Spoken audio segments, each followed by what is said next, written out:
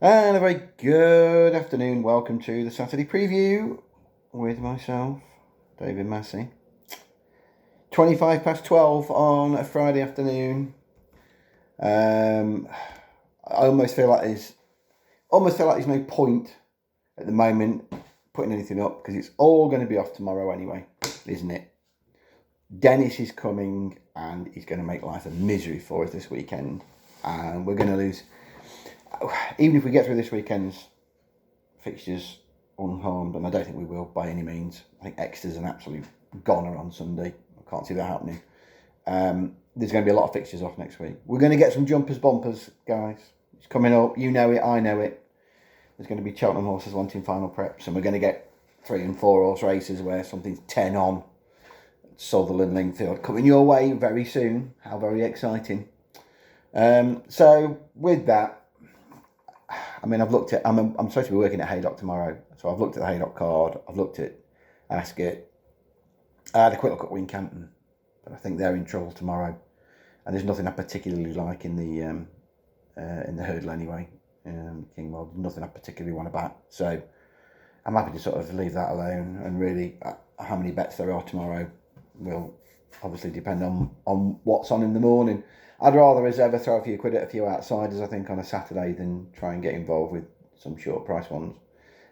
We'll do Ascot first. We've got the 150. The Reynoldstown will be kicking off action on ITV tomorrow. An interesting race, but not a race I want to have a bet at the prices. I don't think there's a great deal of value. I thought if Copperhead was a bit bigger, he might be interesting, but he's basically been put in his joint favourite with Pim and Sam Brown. I thought, given that he's the one that's got to improve Copperhead, I thought it might be around about the sort of 4-1, 9-2 mark, but no such luck.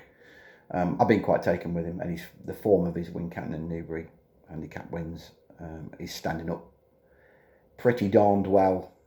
And with that, I thought he was the interesting one, but I'm not particularly interested at 5-2. If he drifts, maybe. Similarly, the Swinley Chase that follows, market's probably got that about right. I thought they might make Regal Encore a little bit shorter, in which case I was going to be quite keen on taking him on.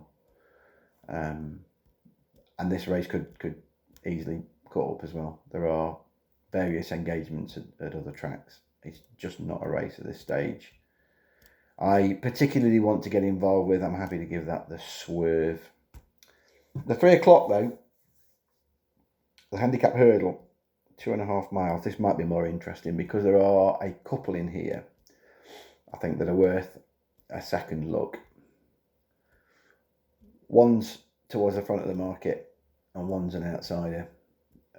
The one that's towards the front end of the market, well, frontish actually, still an 8-1 chance.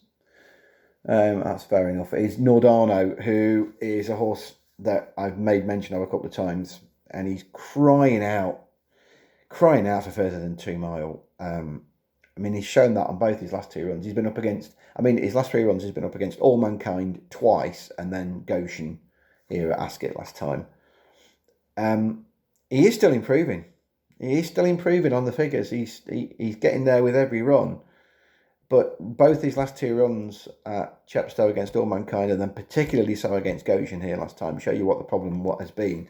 He just gets outpaced middle of his races. He tries to go from the front, then he gets outpaced, then he sticks on again at the business end. I mean, we had a little bit out of him at Ascot last time because I sort of put him up each way at 20s, and we nicked the place. Although we never at any point looked like collecting. Whether he wants 2.5 as opposed to sort of 2.25 at the moment, I don't know. It certainly won't do him any harm going up in trip, that's for sure. And of course, he gets the 4-year-old allowances here. I think he gets about £4 as a 4-year-old. The worries, as I say, the two concerns are: one, whether 2.5 at this stage is just a little bit too far for him, and two, the fact that Neil King hasn't had a winner for over a month. That's of more concern to me than the trip. But when all said and done, I do think he's interesting. Simply because he is now finally getting what he's been asking for much of this season, further than 2 mile. He is just a galloper. Distingo's in here. I haven't given up on Distingo, but I don't see him as a 2.5 miler. So I've sort of got him at the back of my head for a handicap a bit later on in the spring.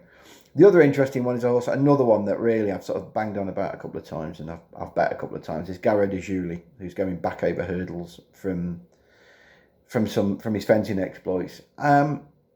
Look at what Garrett de Julie has been taking on over fences this season. Last 5 races have been won by Slate House, Reserve Tank, Mr. Fisher, Midnight Shadow, and Simply the Bets.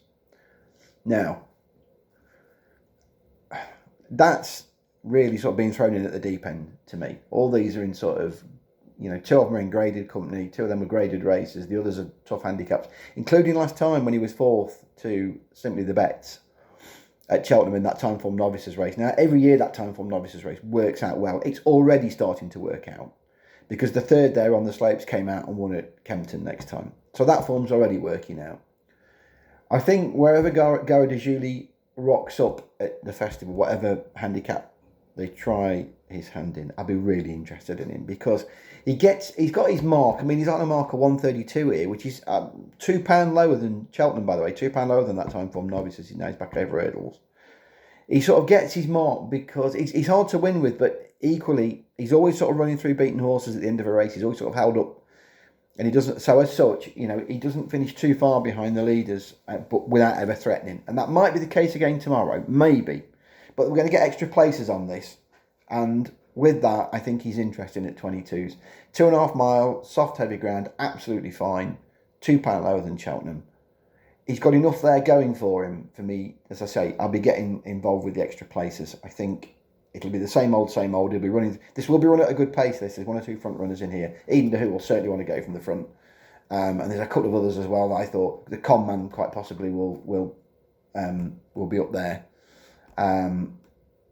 So this should be run at a mile place at midnight. So this will be run at a good pace, and I think Garrett de Julie will be running through the beaten ones. If they do go a bit too quick, you've got half a chance of copping the lot. I think he's interesting. Haydock, the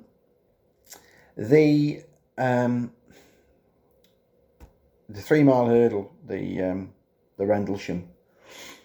I was desperate to try and take on the World's End here. Because he's been put up £2. I mean, I know it's not a handicap. But he's nevertheless, the handicapper put him up 3 for winning that long walk at Ascot, and it really was not a strong race at all, was it? We sort of mentioned going into the race that Lammy Surge off 155 was the best horse in the race, and basically the World's End's won it because Lammy Surge has just chucked it in again, and he's gone up £3 for that. To me, he's a lucky-ish winner of that. And as such, I thought at 6 to 4, I'd want to sort of take him on bottomless ground. He as he's got older, he seems a bit happier on soft heavy. It was always sort of assumed that he wanted good ground, and I always thought he wanted good ground. He's getting away with soft heavy as he gets on. I'm not saying he's enjoying it, but he's getting away with it. But nevertheless, I wanted to take him on. Klein was the obvious one to take him on with, I thought, because Emitom's jumping is just not good enough for me. He doesn't jump well enough. He jumped awfully at Cheltenham last time, and even when he was racking up his wins in novice hurdles, his jumping at times was a bit... It's not on point, to put it that way. There's room for improvement. Klein looked the obvious one to sort of take him on with. Does he really get 3 mile Klein? Just about. You can't really crab his effort against Evers Oscar at Chepstow at Christmas. I mean, he was giving the winner over a stone that day, and he got beat 2 1/4 lengths. That was over just shy of 3 mile in bad ground. I don't know. I mean, he's there. His chance will come. Listen, if there's only 40 to 1 Donna's Diamond kicking around, I'll be throwing a couple of quid at that, I think, because we haven't seen Donna's Diamond since he disappointed in this race last year, but that was on much quicker ground. That was on good ground. In fact, much of his form last year when he was disappointed, back in 2018, effectively, the 2018-2019 season, came on good ground. He kept disappointing. He was tried over fences. I don't really think he enjoyed himself over fences very much.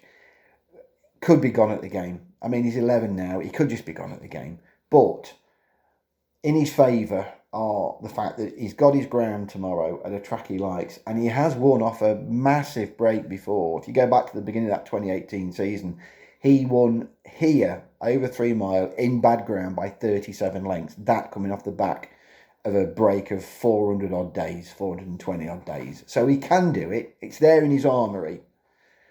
You're sort of taking a chance that he's got any ability left, really. If I say you'd want a massive price about him, you'd want 33, 40 to 1 and have a couple of quid and hope he's not completely gone at the game, because the ground tomorrow will be a leveller. It will slow one or two of these up. West Approach has been put in around about sort of 3-1, 7-2.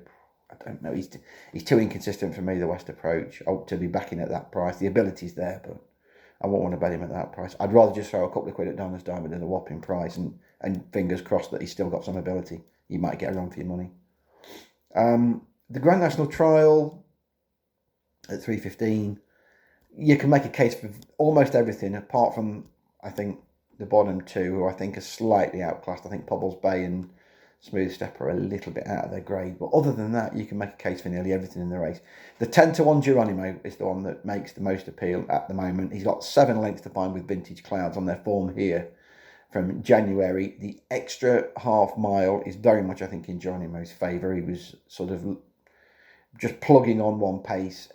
This trip suits. We've seen this sort of trip suits when he hosed up air over it this time last year, when he beat Teddy T by an easy couple of lengths. So he stays and stays well.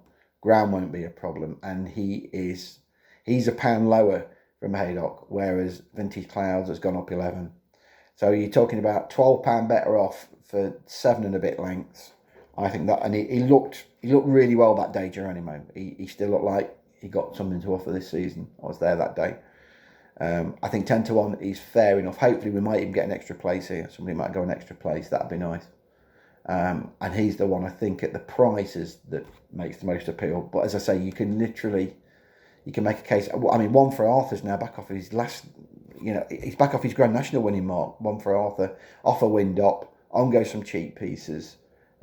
We know he'll stay in stay if they go quick up front. And this could be runner to pace, I was sort of looking at what might want to take him on. You've got Yala Enki, likes to be up there. Vintage Clouds, Lord de Menil, the Two Amigos. All of them like to go from the front. Could be running to good places. If they go too quick, One for Arthur, he'll be staying on as well. He'll relish this test, and perhaps maybe tomorrow's the time to catch him as well. So again, it's all depending on prices. I might split my bet, might back them both. We'll see.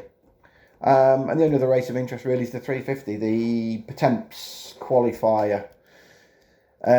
First 6 qualify as ever. With that, those at the top of the handicap are probably already in. The top 6 are probably already in. Portrush Ted might need to go up a little bit if he's to race. 138 puts him right on the cusp, I think, of getting in.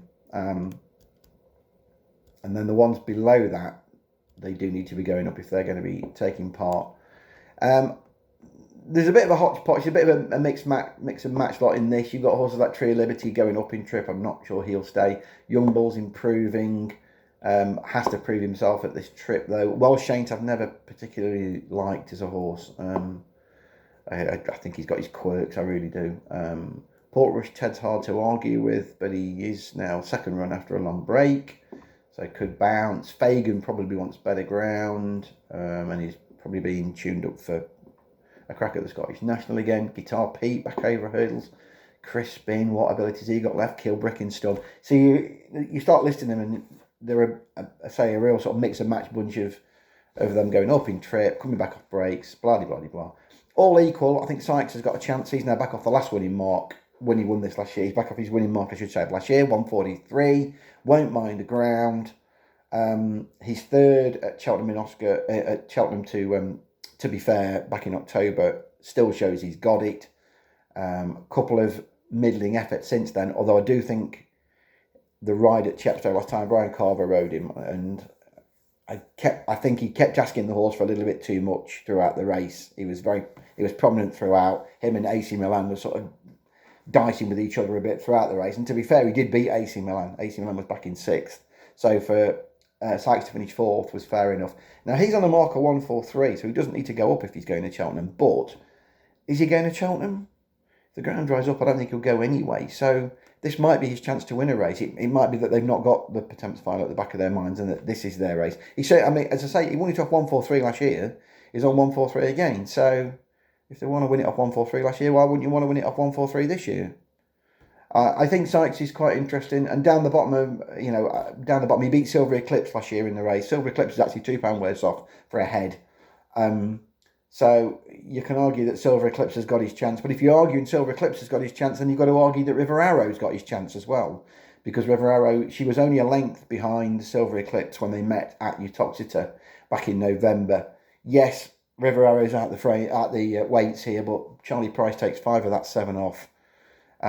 She comes back off a wind operation, which might just suit her. So if you're arguing that the likes of Sykes and Silver Eclipse have got chances of winning this, and they have, then you've got to be including River Arrow, I think, in your calculations as well. She won't mind the ground. She certainly wasn't stopping at the end of 3 mile at Uttoxeter, so I think she stays. I think she stays fine. And again, it's all going to be about price, really. What price you put them in at, as to which ones represent the value. So there we go. Is there a best bet in all that lot tomorrow? I think, as it stands, I think Gora de Julie each way. I think I say there's 20 to 1 plus available already, and I'm just going to wait for the extra places and bet that. I think, given his overall profile and his general consistency in his races this year, I can see him being thereabouts. I think he represents good each way value, so he'd be at the prices. I think the best value of those tomorrow. Best of luck then with all your bets. Let's see what's on. Let's see what's off. Stay safe, guys. It's going to be batten down the hatch. It's going to be a windy weekend. See you all again next week. Cheers, guys.